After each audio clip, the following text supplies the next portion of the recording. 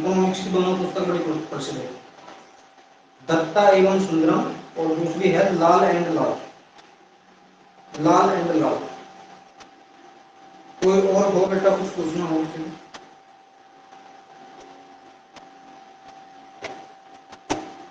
चलेंगे तो बात करेंगे आज, बड़ा इंपॉर्टेंट टॉपिक है आज हमारा, और वो है अर्थव्यवस्था का, जो हमारी अर्थव्यवस्था है, भारतीय अर्थव्यवस्था का इतिहास, उसके बारे में हम बात करेंगे। भारतीय अर्थव्यवस्था का इतिहास।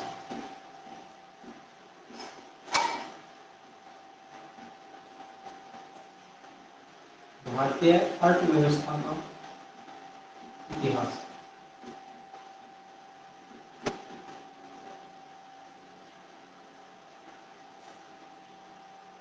अगर हम भारतीय अर्थव्यवस्था के इतिहास की बात करें कि आजादी से पहले क्या स्थिति हमारे भारतीय अर्थव्यवस्था की रही है, क्या कंडीशन थी हमारी अर्थव्यवस्था की, या जो अंग्रेज आए हमारे यहाँ उन्होंने कितना शोषण हमारी अर्थव्यवस्था का किया, किस प्रकार का वो शोषण हुआ है, उन सभी के बारे में हम यहाँ बात करेंगे। अगर मैं बात करूं तो इस इतिहास में एक शब्द पढ़ा जाता है, एक शब्द आता है जिसका नाम आपका औपनिवेशिक काल। औपनिवेशिक काल एक शब्द पढ़ा जाता है, औपनिवेशिक काल। तो पहली चीज तो अगर मैं बात करूं कि इस औपनिवेशिक काल का मतलब क्या है, इसका अर्थ क्या है, उपनिवेश क्या होता है, ये औपनिवेशिक काल क्या होता है, उसके बारे में अगर हम बात करें तो इसका तात्पर्य ये होता है, इसका अर्थ ये होता है कि किसी क्षेत्र को या राज्य को या फिर देश को, किसी क्षेत्र, राज्य या देश को अपने अधीन करना, अपने अधीन करना, अपने अधीन करना, लेकिन आर्थिक हितों को बढ़ावा देने के लिए, लेकिन आर्थिक हितों को बढ़ावा देने के लिए, को बढ़ावा देने के लिए, बढ़ावा देने के लिए, बढ़ावा देने के लिए उसे जो कहा जाता है उसे ही उपनिवेश कहा जाता है, उसे उपनिवेश कहा जाता है, उपनिवेश कहा जाता है। मतलब मैं क्या कहना चाह रहा हूँ, कहा जाता है, मैं ये कहना चाह रहा हूँ कि एक ब्रिटेन था, और अगर मैं बात करूँ एक इंडिया है, दौरान अगर हम बात करें तो ब्रिटेन ने हमें अधीन किया है, ये इंडिया को अपने अधीन किया था। लेकिन अगर मैं बात करूं जो अधीन किया था ब्रिटेन ने इंडिया को, वो आर्थिक हितों के लिए किया था, आर्थिक हितों के लिए अधीन किया है। पहले भी लोग हमारे यहाँ व्यापार करने के लिए आए थे, उसके बाद उन्होंने व्यापार पे एक अधिकार कर लिया भारत में। उसके बाद अगर हम देखेंगे आगे चल के, मैं अभी पढ़ाऊंगा अभी तुम्हें, उन्होंने उद्योगों का क्या कर लिया, उद्योग अपना अपना एक अधिकार चल कर दिया। उन्होंने जो भारत की वित्तीय स्थिति थी उस पर भी अधिकार कर लिया था अपना। तो कहीं ना कहीं अगर हम देखें तो उन लोगों ने जो अपना यहाँ पे हस्तक्षेप किया है, वो अधिकतम हस्तक्षेप उनका जो रहा वो केवल आपका आर्थिक क्षेत्र में ही रहा है, वो आर्थिक क्षेत्र में रहा। तो जब कोई देश किसी अन्य देश को अपने आर्थिक हितों को बढ़ावा देने के लिए अधीन करता है तो वो क्या कहलाता है, जो देश अधीन हुआ है वो देश उपनिवेश कहलाता है।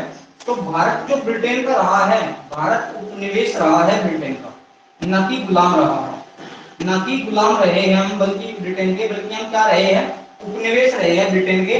और यही जो समय था, यही जो समय था भारत का उपनिवेश का समय ही, भारत के उपनिवेश का समय ही, भारत के उपनिवेश का समय ही, उपनिवेश का समय ही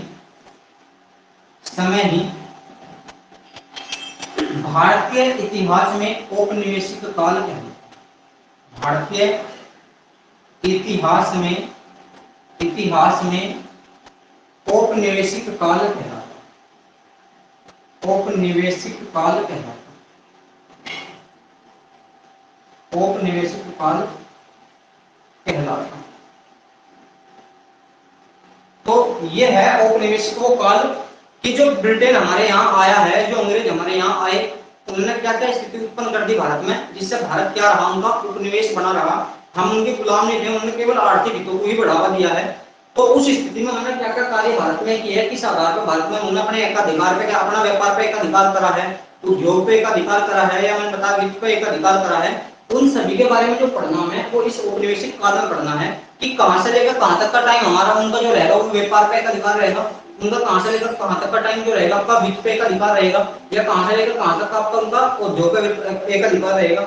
उसके बाद हम फिर ये भी देखेंगे कि आजादी से पहले हमारे यहाँ की कृषि की स्थिति क्या रही है, उन्होंने कृषि में क्या शोषण किया हमारा, उन्होंने किसानों का क्या शोषण किया है, किस आधार पे किया। उद्योग वगैरह अगर हमारे यहाँ आजादी से पहले स्थापित हुए हैं तो उन उद्योगों की स्थिति क्या थी हमारे यहाँ, क्या वे उद्योग सफल रहे या नहीं रहे। उसके बाद मैं ये बात करूंगा कि आजादी से पहले अगर हम देखेंगे, आजादी के टाइम पीरियड की बात करूंगा मैं कि उस दौरान, जिस दौरान आजाद हुआ उस दौरान भारत में कितने लोग पढ़े लिखे थे, भारत की साक्षरता दर कितनी थी, आज से तुलना भी करके दिखाऊंगा उसकी मैं।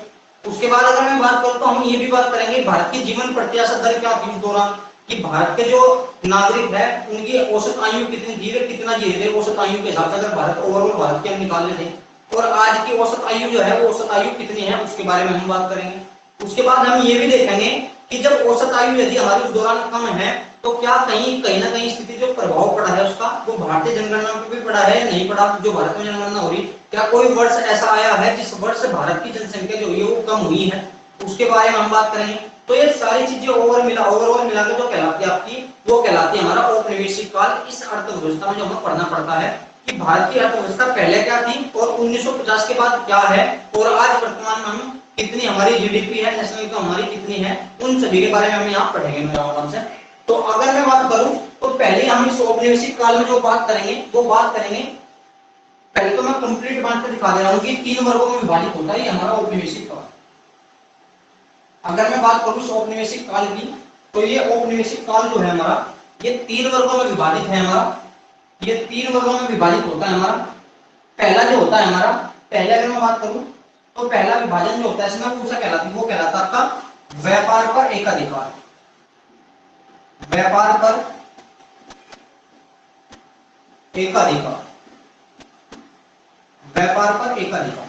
अगर मैं इसके टाइम पीरियड की बात करूं तो इसका जो टाइम पीरियड माना जाता है वो माना जाता है आपका 1757 से लेकर 1757 से लेकर आपका 1813, 1757 से लेकर जो माना जाता है पहला जो है इसमें वो है व्यापार पर एकाधिकार। कि व्यापार का एकाधिकार जो कैसा हुआ है, जो ब्रिटेन आई यहाँ या ईस्ट इंडिया कंपनी जो भारत में आई है, उस ईस्ट इंडिया कंपनी ने भारत में कैसे व्यापार पर अपना एकाधिकार किया है उसके बारे में मैं यहाँ बात करूँ। अगर मैं बात करूं जब ईस्ट इंडिया कंपनी भारत में आई तो उन्होंने शुरुआत में अपनी कुछ फैक्ट्री लगाना शुरू कर दी, जिसे हम इतिहास में पढ़ेंगे कि पहली फैक्ट्री उन्होंने कहां लगाई है, दूसरी कहां लगाई है, कैसे कैसे उन्होंने सभी राज्यों को अपने अधीन किए हैं। तो कहीं ना कहीं अगर मैं बात करूं इस व्यापार पे एक अधिकार की, जैसे भी लोग यहाँ से व्यापार कर रहे थे तो उन्होंने छोटा छोटा रूप में क्या करते राजनीति में हस्तक्षेप शुरू किया। आज अपने व्यापार को बढ़ावा देने के लिए उन्होंने अनुमति लेनी शुरू कर दी या टैक्स वगैरह में छूट मिलने शुरू हुई। जैसे अगर मैं बात करूं फरूख शेयर ने छूट दी है वो आपका जो ईस्ट इंडिया कंपनी है भारत में व्यापार करने की है। अगर मैं बात करूं तो स्थिति ये हुई है यहाँ कि इस व्यापार का एक अधिकार जो रहा है उसके 2 कारण बड़े इंपॉर्टेंट माने जाते हैं। इस व्यापार का एक अधिकार के 2 कारण बड़े इंपॉर्टेंट हैं, और वे कारण कौन कौन से हैं अगर मैं बात करूं तो पहला कारण है 1757 का युद्ध, 1757 का प्लासी का युद्ध, प्लासी का युद्ध,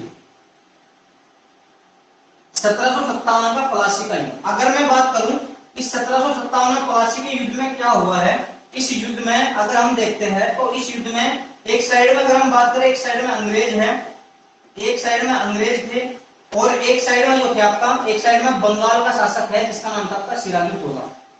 बंगाल का शासक था इसमें एक साइड में और उसका नाम था आपका सिराजुद्दौला। यहाँ पर अगर मैं बात करूं इससे सिराजुद्दौला की तो ये इस युद्ध में हार गया था भाई। अगर मैं बात करूं तो इस युद्ध में अंग्रेज जीते हैं और जो सिराजुद्दौला है ये हार गया, ये हारा। तो इस स्थिति के कारण ये निर्णायक युद्ध रहा है भारत के इतिहास में। कहीं ना कहीं ये माना जा कि कहीं ना कहीं जो अंग्रेजों की सत्ता भारत में जमी या भारत में उनका व्यापार पर एक अधिकार हुआ है उसका एक कारण क्या था, उसका एक कारण था प्लासी का युद्ध का होना। और प्लासी के इस युद्ध में सिराजुद्दौला का हारना एक बड़ा निर्णायक मत माना जाता है कि कहीं ना कहीं ये मत बड़ा इंपॉर्टेंट था जिससे कारण व्यापार का एक अधिकार हो गया, किसका आपका, किसका, ब्रिटेन का एक अधिकार हो गया, ईस्ट इंडिया कंपनी का एक अधिकार हो गया भारतीय व्यापार का। तो एक युद्ध तो ये था दूसरा युद्ध की अगर मैं बात करूं, अगर हम बात करें तो पूरा का पूरा बंगाल बिहार उड़ीसा वाला जो क्षेत्र था, पूरा का पूरा बंगाल बिहार उड़ीसा वाला जो क्षेत्र था, ये सारा का सारा संपूर्ण साम्राज्य जो चला जाएगा किसके पास, अंग्रेजों के अधीन हो जाएगा। किस युद्ध के तहत, तो एक युद्ध हुआ था 1764 में। 1764 में अगर मैं बात करूं तो 1764 में एक युद्ध हुआ है जिसे कहा जाता था बक्सर का युद्ध। बक्सर का युद्ध, बक्सर का युद्ध। तो बक्सर का युद्ध हुआ है। अगर मैं बात करूं तो इस बक्सर के युद्ध में अगर हम बात करें तो इसमें एक साइड में अगर हम देखते हैं तो एक साइड में अंग्रेज हैं, एक साइड में इसमें अंग्रेज थे, और दूसरी अगर मैं बात करूं तो दूसरी साइड में एक बंगाल का शासक, बंगाल का शासक था जिसका नाम था मीर कासिम। मीर कासिम था बंगाल का शासक। और उस दौरान भारत का जो शासक था, भारत का शासक था Shah Alam second, Shah Alam second, Shah Alam second ये व्यक्ति रहा है। और तीसरा अगर मैं बात करूं तो तीसरा जो व्यक्ति रहा है यहाँ पे, तीसरा व्यक्ति रहा है यहाँ पे अगर हम देखते हैं तो उस व्यक्ति का नाम है आपका शुजाउद्दौला, शुजाउद्दौला ये व्यक्ति रहा है। अगर हम बात करें कि मीर कासिम जो था आपका, जो मीर कासिम रहा है, मीर कासिम जो रहा है, मीर कासिम मैंने कहा बंगाल का शासक रहा है, मीर कासिम बंगाल का शासक रहा है। और शाह आलम सेकंड मैंने बता दिया भारत का शासक था, उस दौरान मुगलों का शासक रहा है। और उसके बाद शुजाउद्दौला की अगर मैं बात करूं तो उत्तर प्रदेश अवध का शासक रहा है ये। इस युद्ध में भी देखने को ये मिलता है कि इस युद्ध में भी कौन जीत गए, इस युद्ध में भी अंग्रेज जीत गए, इस युद्ध में भी अंग्रेज जीत गए और ये तीनों के तीनों यहाँ हारे, ये तीनों क्या हो गए यहाँ हारे। अब जब ये तीनों हार गए यहाँ पे तो इसके बाद एक संधि बड़ी प्रसिद्ध हुई है भारतीय इतिहास में, इसके बाद की एक संधि बड़ी प्रसिद्ध है भारतीय इतिहास में और उस संधि को कहा जाता है आपका इलाहाबाद की संधि, इलाहाबाद की संधि। वो संधि कहलाती है इलाहाबाद की संधि। और ये संधि जो हुई है, ये संधि हुई है आपकी 1765 में, ये संधि जो हुई है ये संधि हुई है 1765 में। इस संधि के तहत दो बड़े इंपोर्टेंट कार्य हुए हैं। अगर मैं बात करूं संधि के तहत दो बड़े इंपोर्टेंट कार्य हुए हैं। पहला कार्य ये हुआ है कि जो शाह आलम सेकंड था, जो मुगल शासक भारत का पूरे भारत का शासक रहा है शाह आलम सेकंड, अब तक उसके पास पूरे के पूरे भारत का साम्राज्य था। लेकिन अब स्थिति ये हुई कि जब वो इस युद्ध में हार गया तो इस युद्ध में हारने के कारण स्थिति उत्पन्न ये हुई कि अब क्या करना शुरू हो गया, अब उस व्यक्ति को अंग्रेजों ने पेंशन देनी शुरू कर दी कि भाई अब तू पेंशन पर जीवेगा, अब तक तो सारा भारत तेरा था, अब तू केवल एक कठपुतली के रूप में जीवेगा भारत में, और हम तुम्हें पेंशन देंगे। कितनी पेंशन देंगे? 26 लाख रुपए सालाना, 26 लाख रुपए सालाना दी जाएगी तुम्हें पेंशन जो अंग्रेज देंगे, और यही तुम्हारे क्या होंगे, ये तुम्हारा सारा खर्चा होगा। तो ये सिद्धो करी उन्होंने शाह आलम सेकंड के साथ और इस व्यक्ति के साथ मीर कासिम को ये कहा, मीर कासिम को पहला तो मीर कासिम को हटा दिया गया था, इसकी जगह मीर जाफर बनाया गया था। सिराजुद्दौला को मार दिया गया पलासी के युद्ध में, पलासी के युद्ध में मारने के बाद सिराजुद्दौला की जगह जो आया था वो मीर जाफर आया था। मीर जाफर को हटा दिया था अंग्रेजों ने, फिर मीर जाफर की जगह मीर कासिम को बनाया था। इस युद्ध में मीर कासिम हार गया, मीर कासिम के सामने फिर मीर जाफर को बनाया शासक। अगर मैं बात करूं तो जो सिराजुद्दौला यहाँ लिख रहा हूं मैं, जो सिराजुद्दौला था, सिराजुद्दौला मारा गया पलासी के युद्ध में, ये मारा गया बेचारा कहां, पलासी के युद्ध में, पलासी के युद्ध में मारा गया ये व्यक्ति। उसके बाद इसके स्थान पर जो आया वो आया मीर जाफर, मीर जाफर आया है। और मीर जाफर के बाद जो आया फिर मीर कासिम को बनाया अंग्रेजों ने, मीर कासिम को बनाया अंग्रेजों ने। और मीर कासिम के बाद फिर क्या, जब वो बक्सर के युद्ध में हार गया तो फिर किसे बना दिया, मीर जाफर को फिर बना, मीर जाफर को फिर बना। तो अब स्थिति ये हुई, अब स्थिति ये हुई कि जब ये युद्ध यहाँ हारे तो मैंने बता दिया इसे तो क्या कर दिया, इसे तो 26 लाख रुपए सालाना देना शुरू कर दिया कि भाई ये तेरी पेंशन है, सालाना मिलेगी तुझे 26 लाख रुपए, 26 लाख रुपए सालाना पेंशन शुरू होगी किसकी, जो मुगल शासक उस दौरान भारत के हुआ करते थे। उसके बाद अगर मैं बात करूं, उसके बाद की स्थिति आई कि जो मीर कासिम है, मीर कासिम जो है इसे हटा दिया गया और मीर जाफर को ला दिया गया। और तीन क्षेत्र बंगाल, बंगाल, बिहार और उड़ीसा, और उड़ीसा, ये तीन क्षेत्र ऐसे थे जहां रॉबर्ट क्लाइव एक व्यक्ति था बड़ा प्रसिद्ध जिसने इलाहाबाद की संधि की है। इन तीनों व्यक्तियों से एक व्यक्ति था जिसका नाम था रॉबर्ट क्लाइव। तो रॉबर्ट क्लाइव ने इलाहाबाद की संधि की है किनसे, इन तीनों व्यक्तियों से। उसने क्या कर दिया, बंगाल, बिहार और उड़ीसा में द्वैध शासन लागू कर दिया, द्वैध शासन लागू कर दिया। और द्वैध शासन में ये कहा गया कि भारत में, अगर भारत की मैं बात करूं किन राज्यों में, बंगाल, बिहार और उड़ीसा में उसने कहा कि बंगाल, बिहार, उड़ीसा में द्वैत शासन लागू होगा।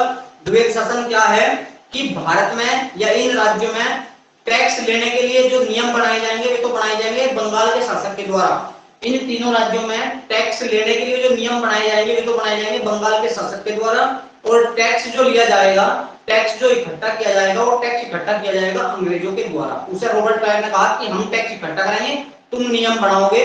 तो ये स्थिति उत्पन्न होनी शुरू हुई। अगर मैं बात करूं कि बंगाल के शासक ने यदि ये कह दिया कि भाई हम जो कृषि पर टैक्स लेंगे 10% लेंगे, तो उसने तो घोषणा कर दी बंगाल के शासक ने कि हमारा जो नियम है, नियम हम बना रहे हैं कि 10% टैक्स लेंगे। लेकिन पता लगा अंग्रेज टैक्स कितना ले रहे, कि 30% ले रहे हैं, ये कितना ले रहे हैं, 40% ले रहे हैं, कितना ले रहे हैं, 50% ले रहे हैं। तो अंग्रेजों ने जब टैक्स इकट्ठा किया इस द्वैत शासन के तहत, तो ये माना जाता है कि 1765 से लेकर, ये माना जाता है 1765 से लेकर 1772 तक अंग्रेजों ने भारत को अत्यधिक मात्रा में लूटा है। अत्यधिक मात्रा में यहाँ से धन जो था वो धन यहाँ से बाहर पहुंचा दिया गया। ये माना जाता है कि अत्यधिक मात्रा में जो लूटा गया भारत को, वो लूटा गया 1765 से लेकर 1772 के टाइम पीरियड में। और इसी टाइम पीरियड को भारतीय इतिहास में लुटेरों का काल कहा जाता है या चोरों का काल कहा जाता है। मैंने कहा 1765 से लेकर 1772 के बीच में लुटेरों का काल कहा जाता है या चोरों का काल कहा जाता है भारतीय इतिहास में। इस दौरान की स्थिति ये हो चुकी है, जो ब्रिटेन के बड़े बड़े अधिकारी हैं, जो ब्रिटेन के बड़े बड़े अधिकारी हैं, वो भी ये मांग उठा रहे हैं ब्रिटेन में कि जी हमें भी क्या कर दिया जाए, हमें भी भारत भेज दिया जाए। हम अधिकारी की पोस्ट पे नहीं रहना चाह रहे, हमें तो आप कोई क्लर्क बना दो या कोई चपरासी बना दो, कुछ भी बना दो, भारत भेज दो, हम तो भारत जाना चाह रहे हैं। ये बात उठ रही है ब्रिटेन में, इस चीज की मांग उठ रही है। और इस चीज को लेकर वहां गृह युद्ध भी हुआ, मतलब वहां क्या, अगर मैं बात करूं वहां दंगे भी शुरू हो गए। जो अन्य व्यापारी लोग थे उन्होंने भी मांग उठा दी कि जी हमें भारत भेजो, हम भी भारत जाएंगे, हम भी रहना चाहते ब्रिटेन में। तो ये स्थिति चल रही है। अगर मैं बात करूं तो भारत को जो लूटा गया वो उस टाइम पीरियड में लूटा गया सबसे अधिक। तो अगर मैं बात करूं तो मैंने ये बताया है कि कहीं ना कहीं जो अंग्रेजों की सत्ता भारत में जमी है, जो ये व्यापार करने के लिए आए थे, तो वो सत्ता जमी है प्लासी के युद्ध के बाद। यहाँ जब सिराजुद्दौला मारा गया, तो आगे के जो शासक रहे या सिराजुद्दौला के जो उत्तराधिकारी रहे, वे रहे आपके क्या, वे कमजोर पैदा हो चुके थे या अयोग्य थे, जिसमें आपका मीर कासिम आया है, या अगर मैं बात करूं तो मीर जाफर भी था। तो इन दोनों को भी पराजित करा गया था अंग्रेजों के द्वारा। और उन्होंने क्या किया, बंगाल, बिहार, उड़ीसा में द्वैत शासन लागू किया था। यहाँ पे द्वैत शासन लागू कर दिया गया यहाँ पे इस बंगाल, बिहार, उड़ीसा में। तो मेरा कहने का बस मतलब इतना था, जो हमें यहाँ पढ़ना है ये सारी चीजें तो इतिहास की है। मैं बस इतना बताना चाह रहा हूँ कि जो भारतीय इतिहास में ही माना जाता है कि जो व्यापार का एक अधिकार हुआ है, उसके जो निर्णायक मत रहे हैं, उसके जो निर्णायक कारण रहे हैं, वो निर्णायक कारण ये दो थे। पहला आपका प्लासी का युद्ध, और दूसरा अगर मैं बात करूं तो दूसरा था आपका बक्सर का युद्ध। अब क्या स्थिति होगी इसका कि व्यापार का एक अधिकार ये करेंगे कैसे, अगर मैं बात करूं तो व्यापार का अधिकार ऐसा करेंगे जैसे मैंने कहा कि 1772 तक इतना अत्यधिक मात्रा में लूटा। अब जब वहां के बड़े बड़े अधिकारी ये करेंगे कि हमें भारत भेज दिया जाए, हमें भारत भेज दिया जाए, हमें भारत भेज दिया जाए, तो क्या कंडीशन उत्पन्न हुई, क्या कंडीशन उत्पन्न हुई। ईस्ट इंडिया कंपनी ने देखा कि भाई ये इतने बड़े बड़े व्यापारी या इतने बड़े बड़े अधिकारी जो है ये ऐसे क्यों बोल रहे कि हमें भारत भेज दिया जाए व्यापार करने के लिए। तो जब ईस्ट इंडिया कंपनी ने देखा कि कुछ लोग ऐसे हैं जो ईस्ट इंडिया कंपनी की तरफ से भारत में आए हुए हैं, जो हमें टैक्स का कोई वही बता रहे कि इसका कितना हमारे पास टैक्स आ रहा है, कितना नहीं, कितना हम इकट्ठा कर रहे हैं, कोई हमें आंकड़ा ही नहीं दिखा रहे, और इसका मतलब है कहां ले जा रहे हैं, फिर यहां से ले जाकर अपने घर में रख रहे हैं डायरेक्ट। तो ईस्ट इंडिया कंपनी ने देखा भाई ऐसे तो भारतीयों का शोषण कर रहे हैं बहुत ज्यादा मात्रा में। तो ईस्ट इंडिया कंपनी ने क्या कर दिया, 1772 में अपने हाथ में पावर ले ली कि एक काम करेंगे भाई, अब से हम क्या करेंगे, हम व्यापार करेंगे भारत में। और व्यापार करेंगे तो भारत में एक एक्ट आया जिसका नाम था आपका रेगुलेटिंग एक्ट। भारत में एक एक्ट लाया गया ईस्ट इंडिया कंपनी के द्वारा जिसका नाम था रेगुलेटिंग एक्ट। और उस एक्ट में कहा गया कि भारत में केवल व्यापार करने का अधिकार जो होगा वो ईस्ट इंडिया कंपनी का होगा। भारत में केवल व्यापार करने का अधिकार जो होगा वो ईस्ट इंडिया कंपनी का होगा। ईस्ट इंडिया कंपनी ने ऐसा करा क्यों है, वो इसलिए करा है क्योंकि इन लोगों ने, जो लोग ईस्ट इंडिया कंपनी के थ्रू भारत में आए थे, उन लोगों ने भारत का अत्यधिक शोषण किया है। इसकी जानकारी ईस्ट इंडिया कंपनी को बाद में लगती है, जिस कारण पहला एक्ट जो लाया गया भारत में, रेगुलेटिंग एक्ट लाया गया है। रेगुलेटिंग एक्ट लाया गया है भारत में 1773 में आया है रेगुलेटिंग एक्ट। तो ये कारण रहा। अब जब रेगुलेटिंग एक्ट आया भारत में, तो मैंने बताया कि रेगुलेटिंग एक्ट आने के कारण जो रेगुलेटिंग एक्ट आया है, जो रेगुलेटिंग एक्ट आया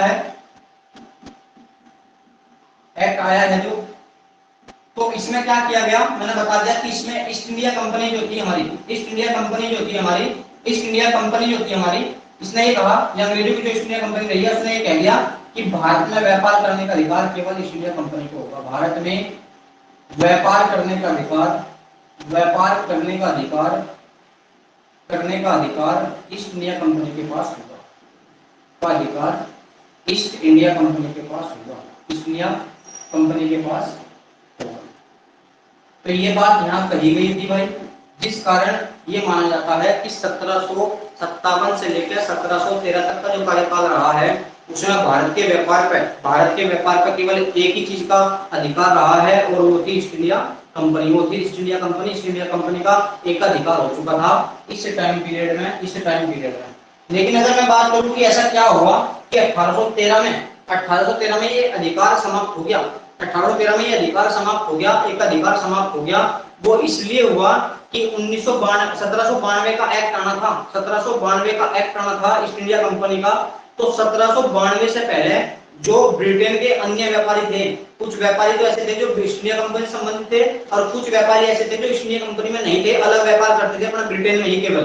तो उन लोगों ने आंदोलन कर दिया ब्रिटेन में और ये कहा ब्रिटेन की सरकार को कि हमें भी भारत भेजा जाए व्यापार करने के लिए। उन्होंने ये कहा 1792 के एक्ट में कि हमें भी भारत भेजा जाए, क्या करने के लिए, 1793 के एक्ट में कि हमें भी भारत भेजा जाए व्यापार करने के लिए। अन्य व्यापारियों ने ब्रिटेन में आंदोलन कर दिया, जिस कारण ब्रिटेन की सरकार ने कहा कि आप 20 साल रुको, हम 20 साल बाद तुम्हें भारत भेज देंगे, तुम 20 साल बाद भारत से व्यापार करना शुरू कर दियो। कब कहा, 1793 में ये बात कही। तो 1793 में ये बात कही गई कि हम तुम्हें 20 साल बाद भारत भेज देंगे, 20 साल बाद भारत भेज देंगे। तो 20 साल का मतलब कब, 1813 में, 1813 में। तो जब 1813 में ईस्ट इंडिया कंपनी का अगला एक्ट आया, जब 20 साल बाद 1813 में ईस्ट इंडिया कंपनी का अगला एक्ट आया, तो उन लोगों ने फिर मांग उठा दी और कहा जी आपने हमें 20 साल का समय दिया था, अब हमें भारत भेजो व्यापार करने के लिए ईस्ट इंडिया कंपनी के साथ। तो ये बात यहाँ रखी गई। जब ये बात रखी गई तो 1813 में ईस्ट इंडिया कंपनी तो आई रही थी भारत में व्यापार करने के लिए। जो ब्रिटेन के अन्य व्यापारी थे, उन्हें भी भारत भेज दिया गया कि भाई तुम भी जाओ, तुम भी भारत से व्यापार करो। तो इसी कारण ये माना जाता है कि जो ईस्ट इंडिया कंपनी का एक अधिकार था 1813 तक वो समाप्त हो गया और अब उसके साथ साथ अन्य व्यापारी भी भारत से क्या करना शुरू कर दिया, व्यापार करना शुरू कर दिया। अन्य अधिकारियों ने भी भारत से व्यापार करना शुरू कर दिया। एक बार बोलो बेटा समझ में आई ये बात या नहीं आई? मैं दोबारा बता दूंगा, एक बार कमेंट करके बता दो मुझे कि नहीं आई, समझ में नहीं आई। मैं दोबारा बता दूंगा इसके बारे में कि क्या स्थिति, मैं दोबारा बता दूंगा एक बार इसके बारे में, मुझे बता दो एक बार।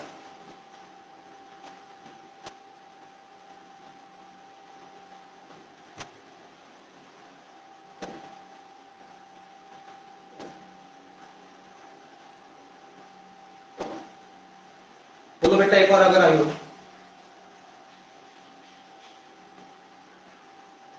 बोलो समझ आया है नहीं?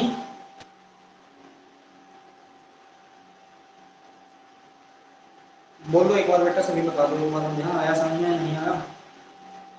मैं दोबारा बता दूंगा, कोई बात नहीं।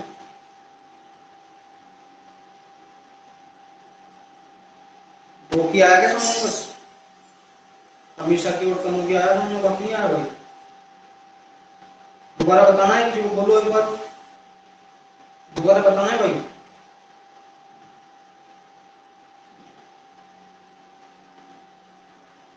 चलो तो आगे बढ़ेंगे। तो कंडीशन ये रही है, अब मैंने कह दिया कि अन्य व्यापारी भी आ चुके थे, इसलिए 1813 में ये अधिकार समाप्त हो गया ईस्ट इंडिया कंपनी का। तो ध्यान रखना है तुम्हें इकोनॉमिक्स की दृष्टि से, बस इतना ही ध्यान रखना है कि व्यापार का एक अधिकार कब तक रहा आपका, 1757 से लेकर 1813 तक रहा है।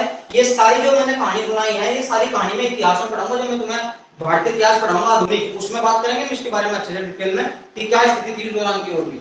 तो ये स्थिति रही है व्यापार का एक अधिकार। उसके बाद यदि हम आगे बढ़े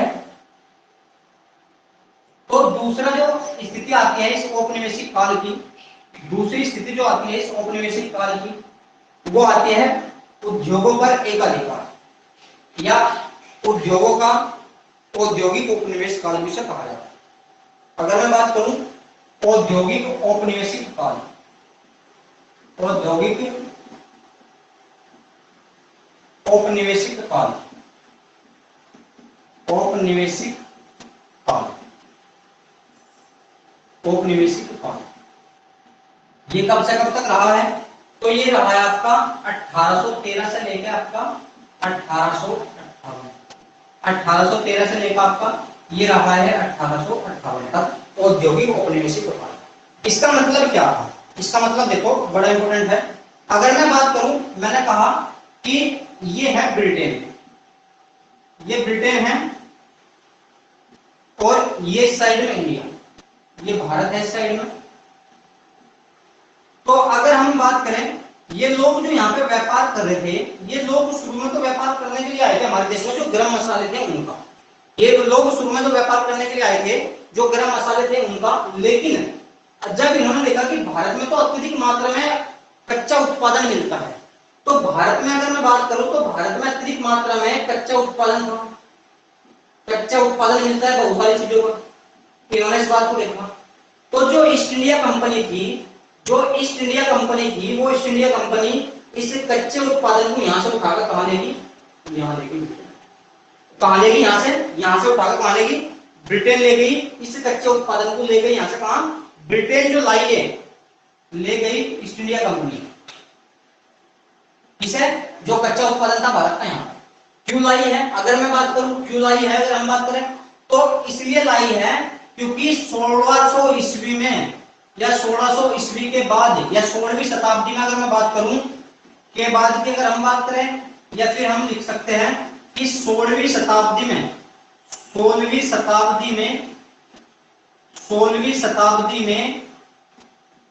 ब्रिटेन में औद्योगिक क्रांति शुरू हो चुकी थी। औद्योगिक क्रांति शुरू हो चुकी थी।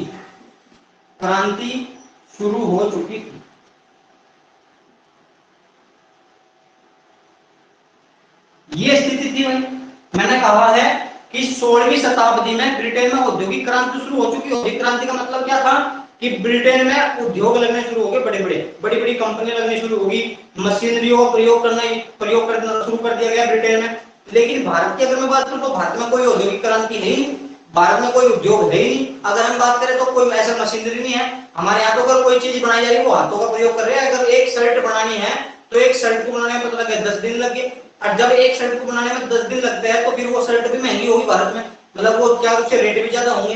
तो इन लोगों ने क्या काम किया? इन लोगों ने यहाँ से कच्चा उत्पादन उठाया, ब्रिटेन ले गए और कच्चे उत्पादन से यहाँ माल तैयार किया, वो सामान तैयार किया। यहाँ पे उन्होंने सामान तैयार किया, यहाँ पे सामान तैयार किया इन्होंने ब्रिटेन में, वो कंपनियों में। अब जब तैयार कर दिया तो उसे फिर कहाँ ले आए?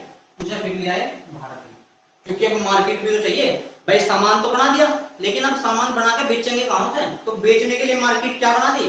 मार्केट बना दी भारत।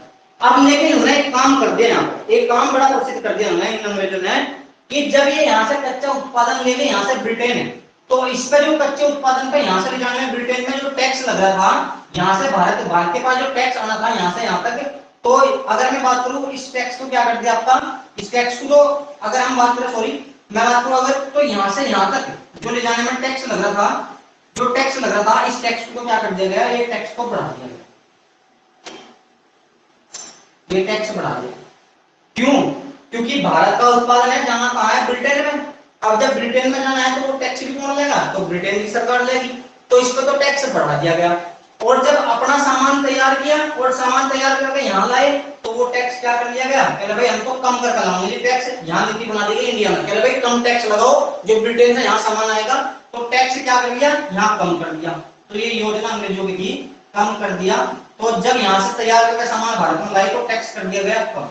अब भारत में दो स्थिति उत्पन्न होगी कि एक, अगर हम किसी वस्तु की बात करें भारत में, अगर वस्तु है भारत की, अगर कोई वस्तु है जो भारत की है, तो उसके जो रेट थे यहाँ पे, उसका जो मूल्य था यहाँ पे, उसका मूल्य था ज्यादा। और अगर मैं बात करूं कोई वस्तु जो ब्रिटेन से तैयार होता है, मशीन से बनता ही है, तो वो वस्तु यदि ब्रिटेन की है तो उसका मूल्य था क्या? उसका मूल्य था कम। अब लोग बाग जो भारत के होंगे उनके पास पहले ही पैसे नहीं थे, तो वे किस वस्तु को खरीदना पसंद करेंगे? वे इसे कम मूल्य वाली वस्तु खरीदना पसंद करेंगे, भारतीय इसे खरीदेंगे।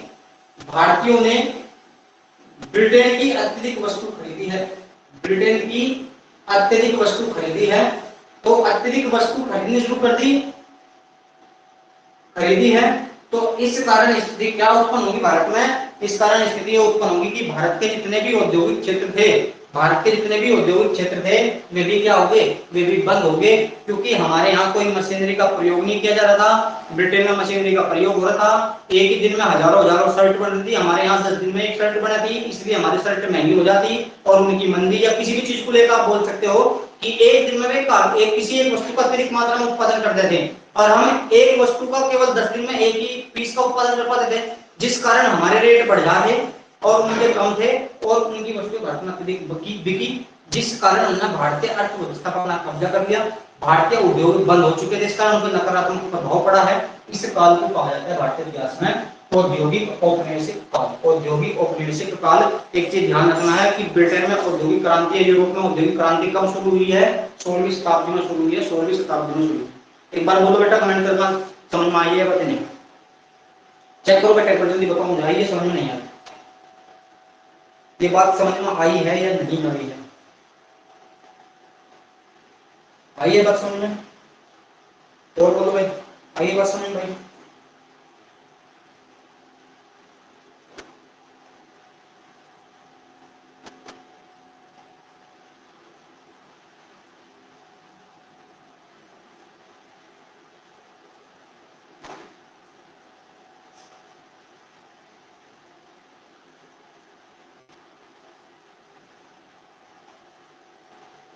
आप बेटा वैसे भी तो समझ में आएगा।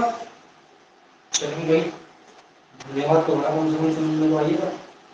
अगर मैं बात करूं, अगर मैं एक चीज की और बात करूं यहाँ थोड़ी सी, अब एक चीज और देखो कि अगर मैं ये कहूं ये कच्चा उत्पादन, ये कच्चा उत्पादन जो होगा, अगर हम इसकी बात करें थोड़ी सी और, एक चीज और बता रहा हूं, ये जो कच्चा उत्पादन होगा, अगर हम कहें तो भाई ये शहरों में भी हो सकता है और गांव क्षेत्र में भी हो सकता है। तो शहरों में जैसे हम बात करें, तो जैसे शहरों में अगर मैं बात करूं, जैसे मुंबई था, जैसे मुंबई था, अगर कच्चा उत्पादन यहाँ था, तो यहाँ से तो हमें पता है डायरेक्ट मुंबई बंदर कहाँ है, बंदर कहाँ था डायरेक्ट मुंबई, तो डायरेक्ट क्या करते थे, ये बंदर कहाँ से अंग्रेज यहाँ से उठाया और जहाज में रखा और सामान ले गए।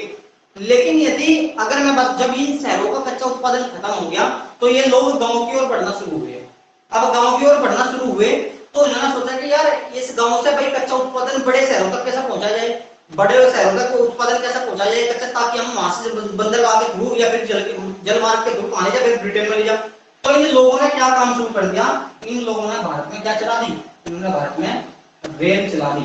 रेलगाड़ी जो चलाई गई है वो इसी कारण चलाई गई, रेलगाड़ी चलाई गई इसी कारण से चलाई गई, ताकि क्या किया जाए, ताकि क्या किया जाए कि कच्चा जो उत्पादन है ग्रामीण क्षेत्रों के, ग्रामीण क्षेत्रों के कच्चे उत्पादन को, ग्रामीण क्षेत्रों के कच्चे उत्पादन को, कच्चे उत्पादन को बड़े शहरों तक लाना, बड़े शहरों तक लाना, शहरों तक लाना, ताकि ताकि यहां से यह सामान ब्रिटेन जा सके, ब्रिटेन जा सके।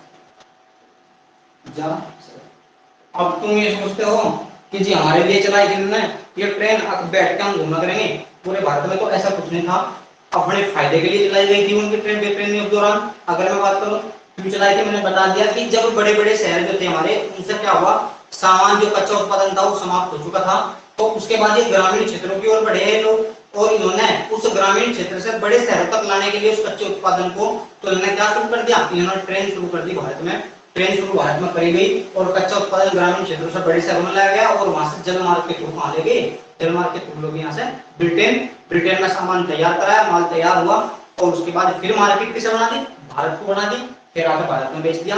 तो ये स्थिति जो कहलाती है भारतीय इतिहास में, ये स्थिति कहलाती है भारतीय इतिहास में, या भारतीय अर्थव्यवस्था की जो स्थिति है ये कहलाती है औद्योगिक औपनिवेशिक काल, औद्योगिक औपनिवेशिक काल। हो जाएगा इतना, चलेंगे आगे बढ़ेंगे, तीसरे का अनुवाद करेंगे।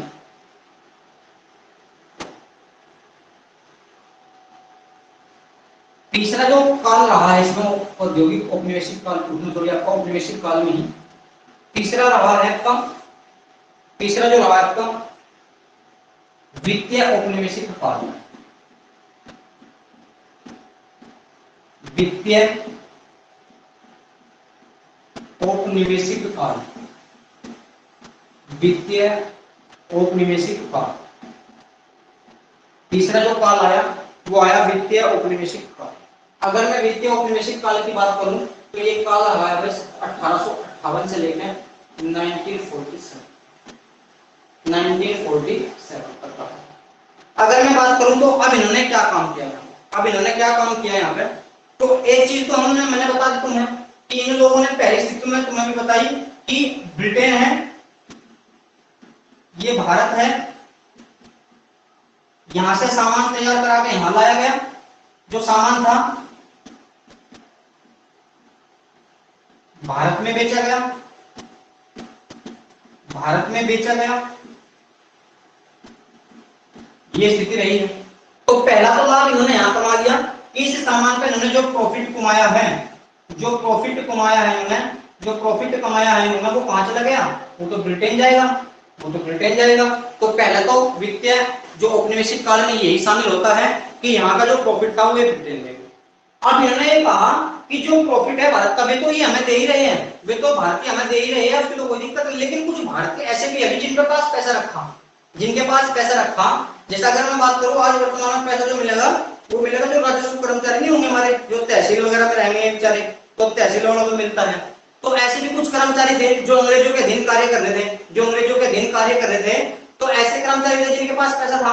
अगर मैं बात करूं तो केस क्या हुआ, इन लोगों ने इस काल में क्या करना शुरू कर दिया, भारत में बैंकों की स्थापना कर, बैंक की स्थापना। अगर मैं बात करूं तो बैंक की स्थापना से क्या होगा जी, तो जब कोई बैंक बनाया जाएगा तो इस बैंक में जो पैसा जमा होगा, वो पैसा किसका जमा होगा, भारतीयों का। जब भारत में है तो भारतीय लोग क्या करेंगे, इसमें पैसा जमा करेंगे, और जब ये पैसा यहाँ आएगा बैंक में, तो ये जो बैंक है ये किसका है, ये बैंक है ब्रिटेन का, ये बैंक है किसी अंग्रेज कर्मचारी का, या बैंक है किसी ब्रिटेन के व्यापारी का। तो इस पैसे का प्रयोग कहाँ किया जाएगा, फिर इस पैसे का यूज किया जाएगा कहाँ, इस पैसे का यूज होगा कहाँ, ब्रिटेन के विकास में। तो बचा हुआ जो पैसा भारतीयों के पास था वो भी कहाँ गया, वो बैंकों में आया, और बैंकों से कहाँ चला गया, ये भी ब्रिटेन चला गया, इससे भी ब्रिटेन का विकास हुआ है। आज वर्तमान में भी यही होता है। जैसे बहुत सारे लोग क्या कराते हैं, अपना जो पॉलिसी वगैरह ले लेते हैं किसी बैंक की, बीमा कहते हैं, जैसे आम लैंग्वेज में बीमा जो होते हैं, बीमा करा लेते हैं, जैसे LIC है या GIC वगैरह है, या और कोई कंपनी, आपका SBI भी आज के टाइम पे आपका ये करता है, बीमा वगैरह कार्य या पॉलिसी करता है, तो सभी बैंक करते हैं पॉलिसी। तो ये क्या करते हैं, जो वो पॉलिसी का पैसा आता है, उस पॉलिसी का टाइम फिक्स होगा कि 10 साल है या 15 साल है, तो जो वो पैसा होगा उस पैसे को ले लिया जाता है ग्राहक से जिसने पॉलिसी कराई है, और उस पैसे को उठाकर सरकार को दे दिया जाता है। यदि सरकार को किसी चीज में कोई इंफ्रास्ट्रक्चर बना रही है, सरकार किसी पुल का निर्माण कर रही है, किसी सड़क का निर्माण कर रही है, किसी बांध का निर्माण कर रही है, कोई फ्लाईओवर बना रही है, या किसी कंपनी का निर्माण कर रही है सरकार, किसी चीज के उत्पादन में लगाना, तो ये पैसा वो बैंक या ये LIC या GIC वगैरह जो होती है हमारी, जो बीमा करती है, इस बीमे का पैसा सारा उठाकर सरकार को दे देती है ब्याज पर। और अब हमें पता है कि इस व्यक्ति का 10 साल का ये बीमा हुआ, 10 साल बाद ब्याज सहित सरकार से वापस ले लिया जाएगा, और उठाकर जितना उस व्यक्ति का बैठा उसे दे दिया जाएगा। बैंक भी यही कार्य करते हैं कि बैंक में जो पैसा जमा होता है उस बैंक से क्या कर सकते हैं, सरकार ब्याज में पैसा ले सकती है, भारत का विकास करने के लिए या किसी चीज की स्थापना करने के पैसे ले जाता है बैंकों से सरकार के द्वारा। अगर मैं बात करूं वही सेम कंडीशन यहाँ चल रही है कि जो पैसा बाकी बचा हुआ था, क्योंकि उनका व्यापार पे एक अधिकार देखा मैंने, दूसरा मैंने बता दिया उद्योग भी एक अधिकार रहा उनका, तीसरा मैंने बताया वित्त पे एक अधिकार कैसे किया कि पहले तो यहाँ प्रॉफिट कमाया है भारत से, और उसके बाद मैंने बता दिया कि फिर भारत में बैंकों की स्थापना करनी शुरू कर दी, और जब बैंकों की स्थापना हुई तो भारतीय लोगों ने उसमें पैसा जमा किया है, और वो पैसा यहाँ से ब्रिटेन चला गया, और ब्रिटेन जाने के बाद उसे ब्रिटेन के विकास में लगाया गया। पैसा भारतीयों का था, यूज कर देती कौन, ब्रिटेन की सरकार। ऐसा ही वर्तमान में आज है, पैसा हमारा है, बैंकों में जमा करते हैं, यूज कौन करती है, सरकार यूज करती है। तो ये कंडीशन होती है। ये तीन स्थिति थी इस औपनिवेशिक काल की 1947 तक। उसके बाद हम आजाद हो गए, आजाद होने के बाद हमारे यहाँ अपने चुनाव हुए, हमारे प्रधानमंत्री राष्ट्रपति होना शुरू हुए, और उसके बाद हमने अपनी योजनाएं जो है वो बनानी शुरू कर दी। तो यहाँ तक ये 3 टाइम पीरियड माने जाते हैं। पहला मैंने बता दिया आपका व्यापार का एकाधिकार, दूसरा मैंने बताया औद्योगिक औपनिवेशिक काल, और तीसरा मैंने बताया आपका वित्तीय औपनिवेशिक काल। एक बार तीनों में अगर बेटा किसी को कोई दिक्कत हो तो एक बार मुझे बता दो। अगर तीनों में किसी को कोई दिक्कत हो तो एक बार मुझे बता दो बेटा, एक बार किसी को अगर कोई दिक्कत है तीनों में, बोलो बेटा एक बार, तीनों में कोई दिक्कत हो।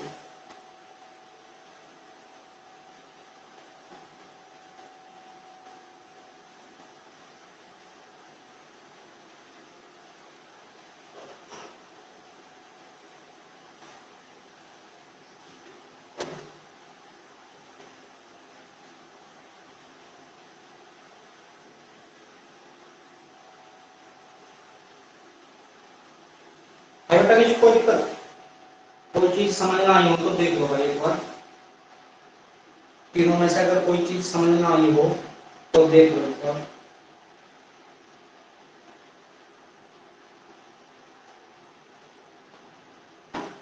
देखो बेटा एक बार अगर कोई चीज समझ ना आई